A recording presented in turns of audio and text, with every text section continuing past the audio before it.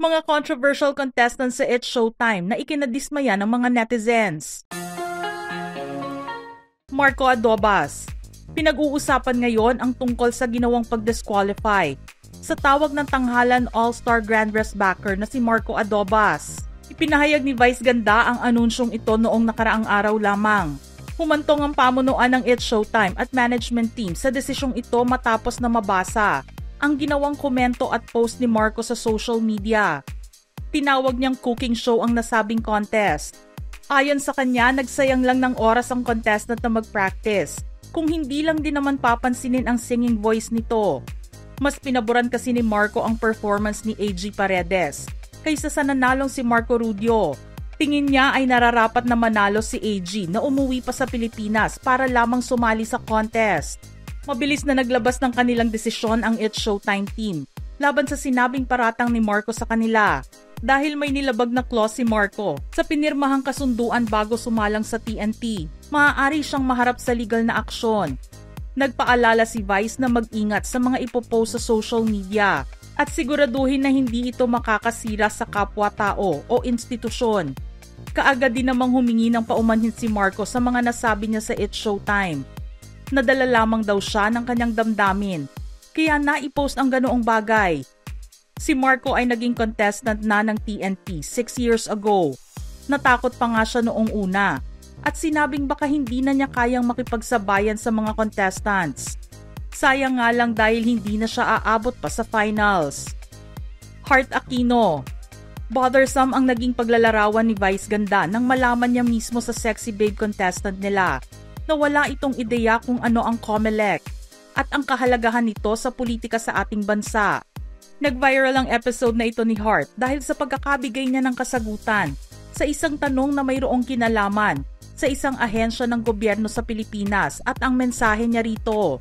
Ngunit sinabi rin niyang hindi niya alam kung ano ang importansya ng COMELEC dahil hindi pa siya nakakaboto sa edad na 20. Ikinagulat ito ni Vice at iba pang host.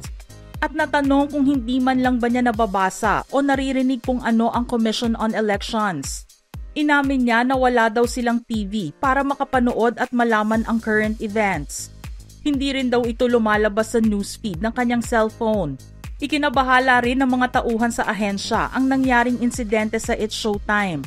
At inamin nila na tila nagkulang pa sila sa pagbibigay ng edukasyon sa mga mamamayan kung ano ang papel nila sa gobyerno. Nabigyan naman ng imbitasyon si Heart ng COMELEC para magtungo sa kanilang opisina at doon ay mas nakilala pa niya kung ano ang trabaho nito sa lipunan. Ayon naman sa chairman ng COMELEC na si George Garcia, kung nabago niya ang pananaw ni Heart at naging believer ito, malamang ay magawa rin nila iyon sa ibang tao. Naniniwala rin siya na voters education ang susi para sa magandang pagpapatakbo ng ating bayan. Sinabi naman ni COMELEC attorney Francis Arabe na maaaring maka-impluwensya si Heart sa mga kabataan para ma-educate sila ng tama. Wala naman siyang nakikitang mali kung magiging COMELEC Youth Ambassador si Heart. Axel Cruz. Mabilis na pinag-usapan noong isang taon ang Especially for You contestant na si Axel Cruz. Maraming netizens ang hindi nagustuhan ang ginawa niya habang siya ay papalapit sa searcher na si Christine. Makikita sa video na habang naglalakad papunta si Axel sa harapan, inabot nito ang kanyang kamay kay Christine at umakmang hahalikan ang babae.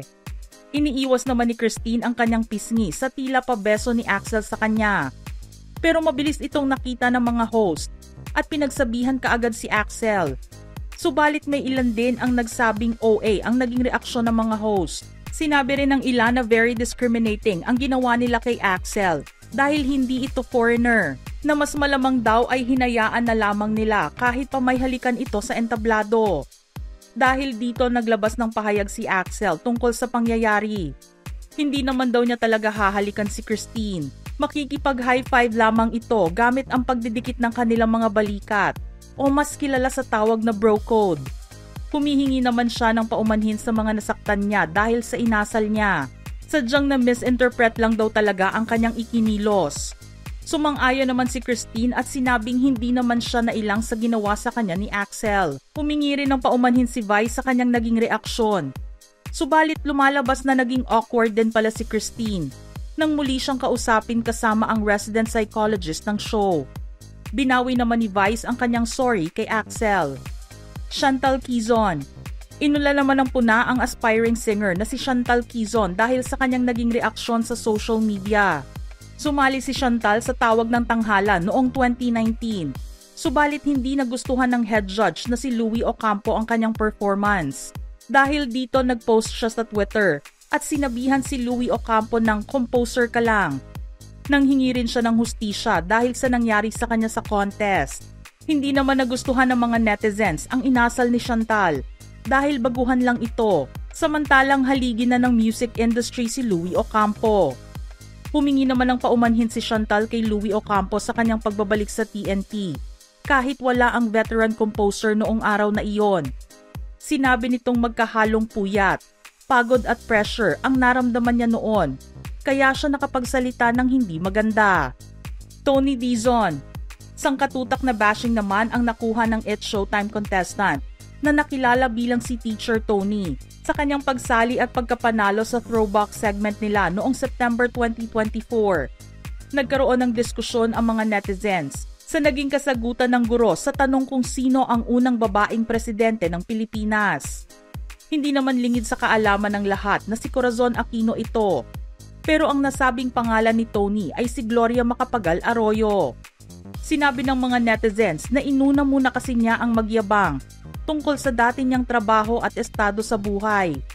Humingi naman ng paumanhin ang contestant at sinabing kinabahan siya bilang manlalaro. Maikli raw kasi ang 5 seconds na palugit. Ikinadismaya ng mga netizens na hindi nito alam ang kanyang Philippine history. Marami ang nagsabing nagpapatuloy pa naman siya sa pag-aaral at kumukuha ng doctorate degree.